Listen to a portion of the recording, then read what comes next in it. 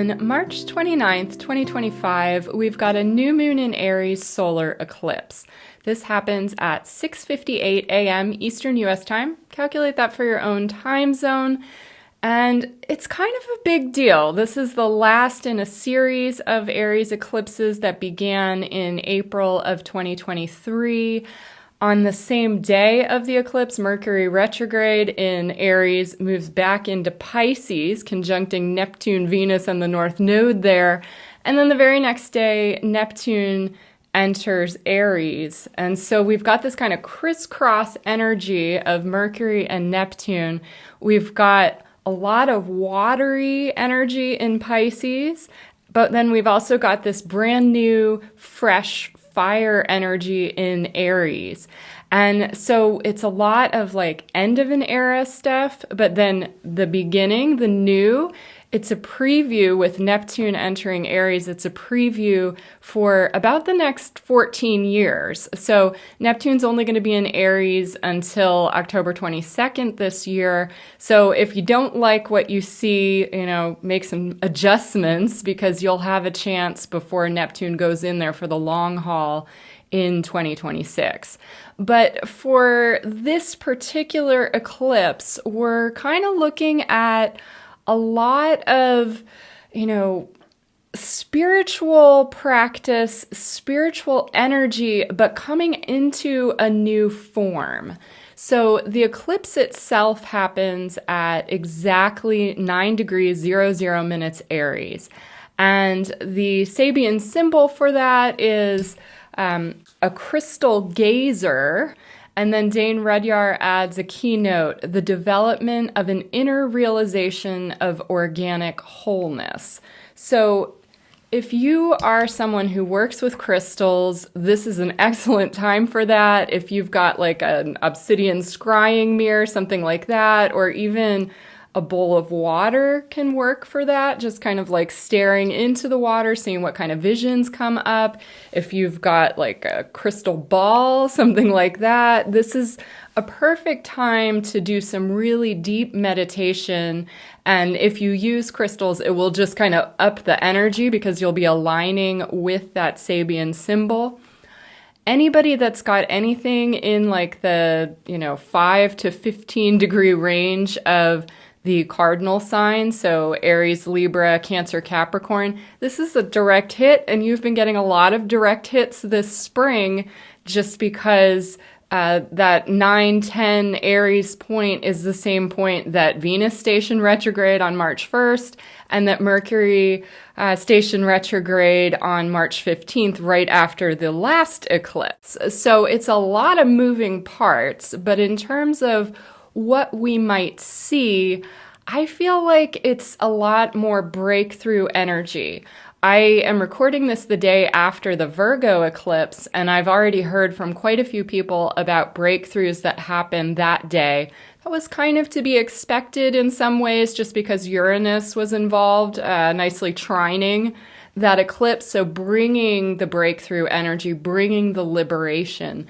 In this particular eclipse, the one on March 29th, less involvement from Uranus, but we do get this kind of steady drumbeat of new energies. And so it's an excellent time to be focusing on adding something new to your spiritual practice. If you are creative in any way, even if you're not creative, but you've kind of wished that you could be, these energies are bringing a fresh kind of insight, a fresh kind of inspiration. That's that Neptune energy moving into Aries, the first sign of the zodiac. It's on the world axis. So even if you don't have major placements in Aries, you're still going to feel this just because it's really affecting the world in a mega way.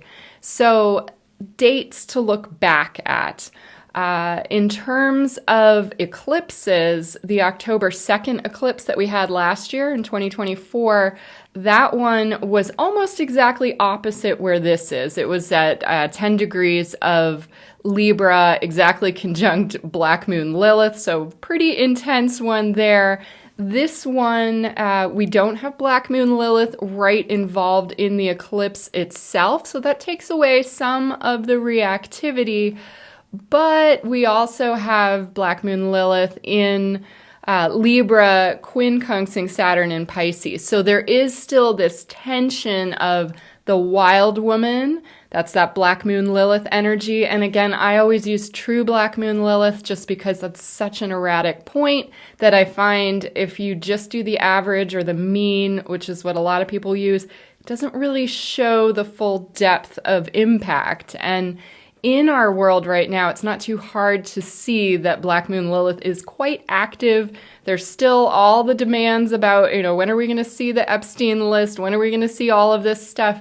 But in our personal lives, we may be looking for some kind of justice, some kind of assistance where it feels like those Libra scales of justice are more balanced. And so that energy is still going to be up at the time of this eclipse, even though Black Moon Lilith isn't, directly hitting that eclipse.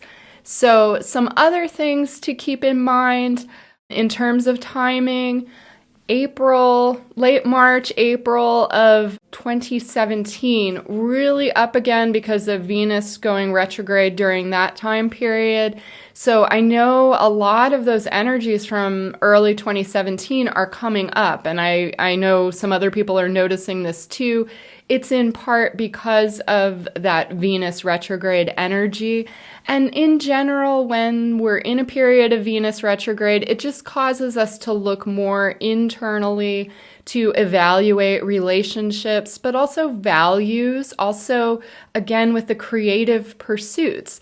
Venus rules the arts. And so some energies, it may not be the time where the art project is completed or, the music or the poetry, it may not be a time of total completion, but with Mercury retrograde and Venus retrograde, it's a great time for editing. It's a great time for kind of tweaking, for troubleshooting, all that energy that we've got in Pisces at the time of this eclipse. So we'll have Saturn there, the North Node, Venus retrograde, and then Mercury retrograde re-entering Pisces. Neptune is still there. And even when Neptune enters Aries, it's a very different flavor, but it's still very strong Neptune, because anytime things are happening on the cusps, especially that 29 Pisces to 0 Aries cusp, anytime that something is there, it's like a major event, because we're talking the end of an era, the beginning of an era.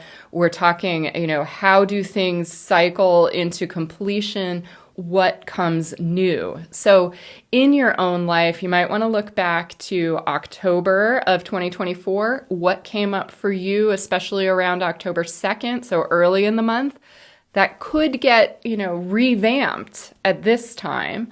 But then longer trajectory, looking back to 2017, what sorts of creative projects were up for you then? How have your values changed since then? And always with Aries, that's a sign of the self. And so it's kind of like cosmic permission to be a little more self-centered, to be a little more oriented towards what works for you. And especially, again, with that Venus retrograde area, one of the things that we're evaluating in relationships is, how do they make us feel? How do they impact our ability to move forward? How do they impact our value system? Are they aligned? So there's a lot of changes up right now with relationships, lots of changes up in terms of, big shifts in future vision. What does this mean for me? What does this mean for us, the collective? All of these things are up. It's kind of an uncomfortable time in some ways. Change is on the menu, and there's a lot more change that will be coming in April, May, June, July this year, because a whole bunch of things start popping off and changing signs. So in late May, Saturn moves into Aries, May 24th. And then in June 9th, we've got Jupiter moving into early Cancer. Jupiter will be in Cancer for a year. That should be kind of yummy energy, but you might want to watch on the overeating or the over indulgence on things to do with like just creature comforts and home. You don't really have to worry about that until June, but just mentioning it right now as another energy that will be shifting and that has something to do with the energies that we're experiencing in early Aries around the time of the eclipse.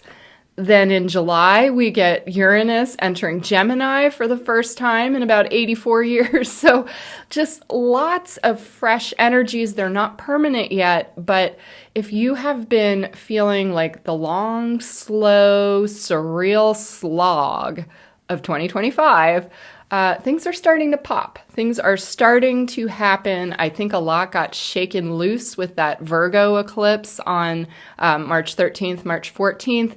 But at the end of March, there just is a real fresh energy. And so I would encourage people to really do kind of a deep assessment. You know, what does this mean for you? What are you trying to bring out into the world? What kind of dreams have you been having that have been very future oriented and perhaps very like out of bounds? Kind of like, where is this coming from? Weird stuff. With all of these outer planets kind of making a move and getting ready to change signs or changing signs with all this retrograde action, we've got like heavy energy, but heavy in the sense of pregnant, things that could get ready to birth. And so exciting, I think. As far as the Sabian symbol goes, for when something moves into Aries, that is Aries 1. We don't have a 0 degree Aries for the Sabian symbol because that would literally only be for 0 degrees 00 minutes because we always round up. So the Sabian symbol for 1 Aries is a woman just risen from the sea. A seal is embracing her. And then Dane Rudyard adds a keynote: emergence of new forms and the potentiality of consciousness. So exciting. I love that seal imagery. A seal is embracing her. To me, that really connects with the Neptune energies and kind of like this ocean of possibilities, even though it's in a fire sign of Aries. So have a look back also to April of 2023, which was when, the first Aries solar eclipse in this cycle began. And then I've mentioned this in other videos. The time period around March of 2016 is also up because the North Node is kind of transiting kind of the opposite of where it was at that time. And so there is this kind of overabundance of recycling. And so if you're having a lot of deja vu, if you're having kind of like, hey, wait a minute, I thought I already took care of this, or I thought I already healed this, why is this coming up? It's coming up to clear. It's coming up because it's almost like last call to deal with some of the old inhibitors, the old things that have been standing in the way of whatever is your most glorious, radiant, expansive self. So Aries is a sign of courage. It's a sign of initiating change. It's a sign of forging ahead. It can be a very exciting period as long as you're not trying to cling too much to the past. It's going to be harder and harder to cling to the past as we continue through 2025 and especially in 2026. So if nostalgia is coming up, if you're feeling like, oh, I'm not quite ready to let that go, then just honor the time that you have right now. Because again, this is just a preview, but it's whatever's coming up at this time, you're going to start feeling a stronger and stronger movement towards the future. And so in general, with all these new energies, and Pluto in Aquarius is still very much in effect, sextiling the early Aries planets, and then also trining once Uranus moves into Gemini, trining that. So we have this harmonious kind of outer planet action, but anytime you have so much outer planetary action and the North Node involved, you're really dealing with a sense of kind of inevitable change. Now, how we approach that can really mold, how does this unfold? How does this, reveal itself in our lives? We do have influence, but this is not a time to be trying to double down and hold on to the old. The old is kind of fading away, in some cases gracefully, in other cases kind of abruptly, but it can be disorienting. This is an excellent time, as I said, to start a new spiritual practice or reinvigorate one if you already have something that you know works for you. If you have been someone where you've always thought that you should be more spiritual, but you haven't really been able to get that to stick, you may find that things have a little more staying power, even though, we have planets retrograde. Oftentimes it's not the best time to start something new. In this case, it's almost impossible not to begin something new. So just use this time as a review and as an assessment of experiments, finding what might work for you, because something will. And the energies that I'm finding in terms of like those splitting timelines, the real divider seems to be, are you willing to become more conscious? Are you willing to do some of the uncomfortable, perhaps even a little bit painful steps that are going to lead to something bigger? Or even if you don't know, but you just have that kind of relentless sensing, it's probably correct. This is a big intuitive time with all of the energies in Pisces.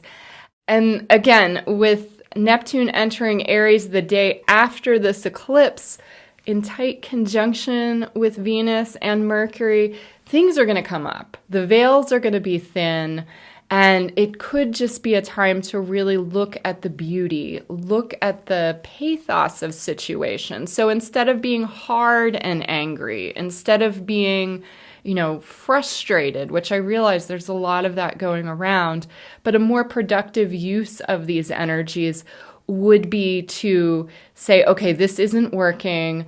What might? Because that, Neptune dissolves a lot of that rigidity. And with Neptune at 29 Pisces, it's been intense. And that was in effect last year and this year. And so it's a time where the confusion has been really high, but Neptune entering Aries, it could dry out some of that confusion, especially once Saturn moves up there in May. So I hope that this brings some encouragement. I do feel like we're right on the cusp, like literally on the cusp of that, Pisces Aries cusp. But in terms of just like layman's terms, we're on the cusp of change. We're on the cusp of breakthroughs, probably in the fields of UFOs, in near-death experiences, in any kind of spiritual woo kind of path, different kinds of yoga coming up, different kinds of prayer, new ways of bringing the arts into form. We may see really radical changes in the movie industry. And so, pick something that appeals to you and roll with it, experiment with it, because again, it's the preview. If you say, oh, that was a big flop, oh my gosh, who cares? You're moving back into Pisces later this year, and then you have the real new energies that all click in more permanently next year. So get into some of that Aries vibe of excitement, of experimentation, and really use this time well. And I think you'll look back on this time period and find that it was incredibly rich and pivotal. So I wish everybody the very best. And I'm trying to do a video with Timothy Glenn on Neptune in Aries, but we're having a little voice trouble. So we'll see if that happens this in a timely manner or not, but we haven't forgotten about you. There's just been some kind of tricky behind the scenes things, as I know many people are also experiencing at this time. So I'm wishing you all some big breakthroughs. Until next time, peace.